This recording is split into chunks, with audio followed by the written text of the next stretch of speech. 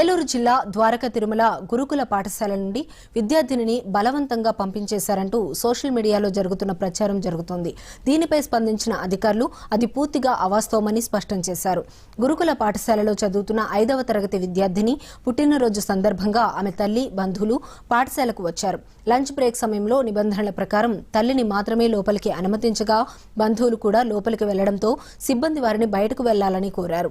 దీనిపై బంధువులు ఆగ్రహం వ్యక్తం చేస్తూ ఈ స్కూల్ మాకు వద్దు, పాపకు టీసీ ఇస్తే వెళ్తామంటూ సిబ్బందితో వాగ్వాదానికి దిగారు. వివాదం ముదరడంతో సిబ్బంది పోలీసులకు సమాచారం ఇవ్వగా చివరికి పోలీసుల సమక్షంలోనే బాలికను ఆమె తల్లి, బంధువులు స్వయంగా వెంటబెట్టుకుని వెళ్లిపోయారు. పాఠశాల నుండి వెళ్లిన తర్వాత ప్రిన్సిపల్ బలవంతంగా పంపించేశారంటూ బస్టాండ్లో రోదిస్తూ తప్పుడు ప్రచారం చేశారని, ఇందుకు సంబంధించిన సీసీటీవీ ఫుటేజ్ను కూడా అధికారులు విడుదల చేశారని తెలిపారు.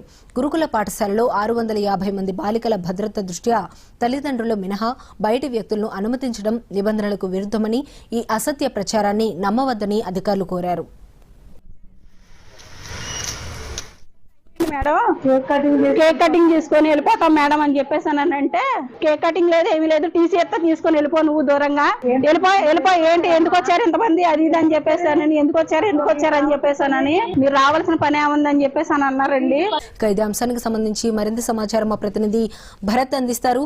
భరత్, చెప్పండి, అసలు ఏం జరిగింది? నిజంగానే స్టూడెంట్ పేరెంట్సే టీసీ అడిగారా, లేదంటే స్కూల్ యాజమాన్యమే పంపించేశారా? అసలు ఏం జరిగింది?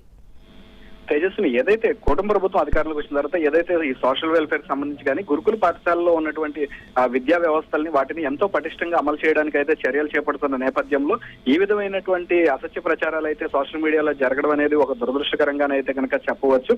అయితే వాస్తవానికి పరిశీలించుకున్నట్లయితే కనుక ఎవరైతే చింతలపూడికి చెందినటువంటి బాలిక ద్వారకా తిరుమల గురుకుల పాఠశాలలో 5వ తరగతి చదువుతున్నారో ఆ పాప పుట్టినరోజును పురస్కరించుకుని ఆ తల్లి ఆమెతో పాటు కొంతమంది బంధువులతో అయితే కనుక పాఠశాల వద్దకు చేరుకున్నారు. అయితే ఎప్పుడు సోషల్ మీడియాలో జరుగుతున్న ప్రచారాన్ని ఖండిస్తూ ఇప్పటికే వాస్తవాలను అయితే కనుక అధికారులు విడుదల చేశారు. వాటిలో చాలా స్పష్టంగా తెలుస్తుంది. మధ్యాహ్నం 1 గంటకే పాప తల్లిని కలవడం, బంధువులందరూ కూడా తల్లితో పాపతో కలిసి సమయం స్పెండ్ చేయడం అంతా కూడా కనిపిస్తుంది.